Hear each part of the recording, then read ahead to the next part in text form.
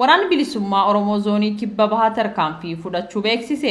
Waraanni bilisummaa Oromoo zoonii kibba bahaa godina Arsii lixaa aanaa Munneessaa ganda guddichaatti ganama har'aa jechuun Sadaasa 2021 barii sa'aatii 11:00 hanga sa'aatii 1:00tti tarkaanfii kaampii waraana bilisiginnaa irratti fudhateen waraana bilisiginnaa 21 ajjeesuun 26 madoo gochuu beeksisee jira.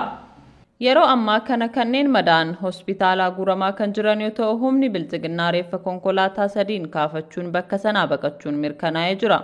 Oduma wal fakkaatuun humni addaa Oromiyaa 1165 waraana bilisummaa Oromootti makaman. Humni addaa Oromiyaa laga xaafoo irraa namoota 400, Wallagga irraa 765 waliigala namoonni 1165 ta'an waraana bilisummaa Oromootti makamuu dubbii himaan olaanaa Abbaa Waboo Jaal Odaa Tarbii gama fuula Tiwiitarii isaan beeksisee jira. Humni addaa Oromiyaa yeroo ammaa bakkoota garaagaraatti waraana bilisummaa Oromootti harka kennachaa kan jiru yoo ta'u naannoo Oromiyaatti saba isaanii Oromoo ajjeesuudhaan maqaa gaarii hin qaban ture.